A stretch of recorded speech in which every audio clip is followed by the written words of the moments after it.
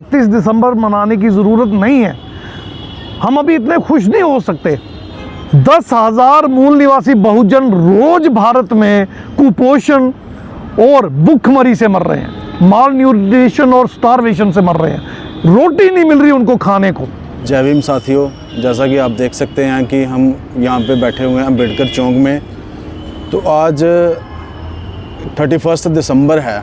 कई लोग ऐसे हैं जो सेलिब्रेट कर रहे हैं, तो हमारी कोशिश यही थी कि हम 31 दिसंबर को सेलिब्रेट करें अम्बेडकर चौक में जाके बसोत्रा साहब जी के साथ। तो उनको समर्थन देना हमारा जज्बा है कि हमें उनको साथ देना चाहिए। तो इसलिए हमने 31 दिसंबर को सेलिब्रेट कहीं जाकर हम यहाँ पे पार्क में आके सेलिब्रेट करना चाहते हैं। इसीलिए हमने टाइम निकाल के 31 दिसंबर को यहाँ पर हम आए हुए हैं। तो बसोत्रा साहब भी हमारे साथ बैठे हुए हैं। तो बसोत्रा साहब, कुछ आप 31 दिसंबर के लिए हमारे समाज को कोई ऐसा कोई मैसेज देना चाहो तो? अनिल जी, मेरा ये मानना है कि बाबा साहब ने सारी ज़िंदगी लगाकर हमारे समाज के लिए दिन रात एक करके और अल्टीमेटली मौका मिलने पर संविधान बनाकर उसमें सारे हक हकूक़ देकर मेन स्ट्रीम में लाने का एक कार्यक्रम शुरू किया था, जो कि 1916 में जब वो सार्वजनिक जीवन में आए तब से उन्होंने स्टार्ट किया। फिर वो एजुकेशन के लिए दोबारा बाहर चले गए और फिर 22 में वापस आके फिर उन्होंने उसको रीस्टार्ट किया।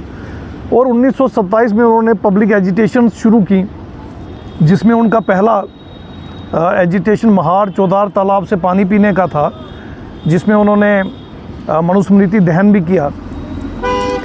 तब से लेके यानी 1916 से लेके 1956 तक जब उनकी डेथ हुई है, परिनिर्वाण हुआ है 65 वर्ष की उम्र में, 40 वर्ष तक बाबा साहब ने दिन रात एक किया। उनके बच्चों की आहुतियाँ इसमें लगी। 4 बच्चे उनके चले गए, सिर्फ एक बेटा बचा था। एक बेटी और 3 बेटे चले गए। बीवी उनकी रोटी ना मिलने की वजह से, दवाई ना मिलने की वजह से गुजर गई। उनकी अपनी सारी ज़िंदगी हमारे लिए कुर्बान हो गई। यही चीज़ राष्ट्रपिता महामना ज्योतिबा फुले और क्रांति ज्योति माता सावित्रीबाई फुले जी के साथ हुई। उन्होंने भी सारा जीवन हम पर न्योछावर कर दिया। और SC ST और महिलाओं को तब स्कूल में एडमिशन नहीं मिलती थी, उनके लिए स्कूल खोले, विधवाओं के आश्रम खोले, उनका रिहेबिलिटेशन, रीमैरिज। तो जिन महामानवों ने पेरियर वी रामास्वामी नायकर का भी इसमें नाम जुड़ता है, और भी बहुत सारे हैं, अयंकाली हैं, जिन महामानवों ने दिन रात लगाकर अपना पूरा परिवार न्योछावर करके, अपने प्राण तक न्योछावर करके हमारे समाज को मेन स्ट्रीम में लाने के लिए और इस देश का फिर से शासक बनाने के लिए, इस देश की व्यवस्था को फिर से बुद्ध में करके समता, स्वतंत्रता, बंधुता और न्याय पर आधारित करने के लिए अपना सब कुछ जिन्होंने लगा दिया, मेरा ख्याल है उन्होंने कभी नहीं सोचा होगा कि इतना कुछ करने के बाद, लोगों को काफ़ी सारा एक संबल मिलने के बाद, उन्हें नौकरियां मिलने के बाद, एजुकेशन मिलने के बाद, बात समझ में आने के बाद, एक बुद्धिजीवी वर्ग बन जाने के बाद भी ये लोग 31 दिसंबर की अय्याशियों में डूबेंगे। बाबा साहब ने अपने राजनीतिक करियर के बारे में ये कहा था कि मैं राजनीति में राजनीतिक अय्याशियों के लिए या राजनीति के लाभ या इसके मज़े लेने के लिए नहीं आया हूँ। मैं यहाँ पर भी अपने लोगों के लिए मार्ग प्रशस्त करने आया हूँ। मैं अपने लोगों के लिए लड़ मरने आया हूँ, उनके हक दिलवाने आया हूँ।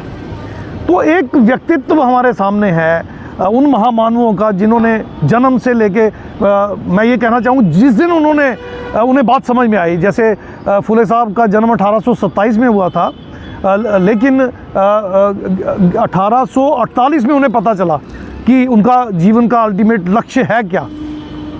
तो ऐसे ही बाबा साहब को सियाजी राय गायकवाड़ के बड़ौदा में जब डिफेंस सेक्रेटरी की पोस्ट मिली और 11 दिन तक उन्हें रहने को आवास नहीं मिला और रेड कारपेट ब्राह्मण पियोन ने उनके आगे से उठा लिया, पानी पीने को नहीं दिया, चाय नहीं दी, उनके आगे से फाइल 2 सोटियों पे उठाकर गोमूत्र छिड़क कर जब उन्होंने उसको पवित्र किया, तो बाबा साहब की लाइफ में भी एक टर्निंग पॉइंट उस दिन आया।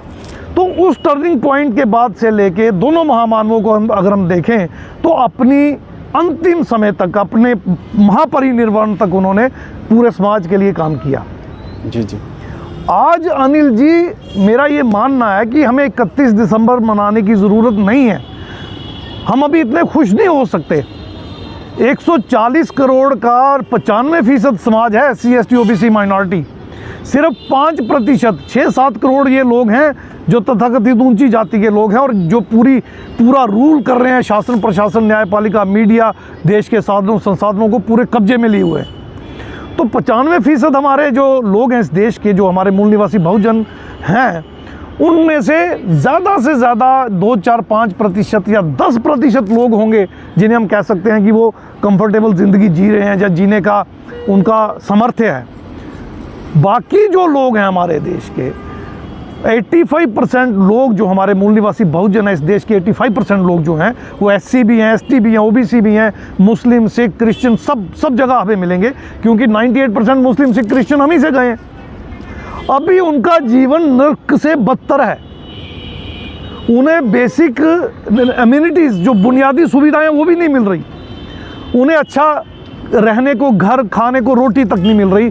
पढ़ाई तक के उनके पास साधन संसाधन नहीं है। वो जानवर से बदतर ज़िंदगी जीने को मजबूर हैं।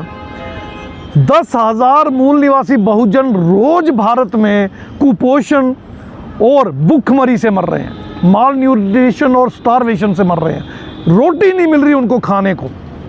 इतनी बदतरीन हालत में हमारे लोग जी रहे हैं। करीब 25 करोड़ लोग, 25 करोड़ से भी अब ज़्यादा होंगे, वो हैं जिनके पास घर ही नहीं है, बेघर हैं वो लोग। 80 से 90 करोड़ लोग आज 5 किलो राशन सरकार से भीख की तरह मांग कर खाकर जिंदा रह रहे हैं। इस हालत में हमारा समाज है अनिल जी, ये हमें समझना होगा। आगे बढ़ा रहा हूँ। ये थे हमारे साथ अशोक कुमार बसोत्रा, जो एडवोकेट हैं हाई कोर्ट के।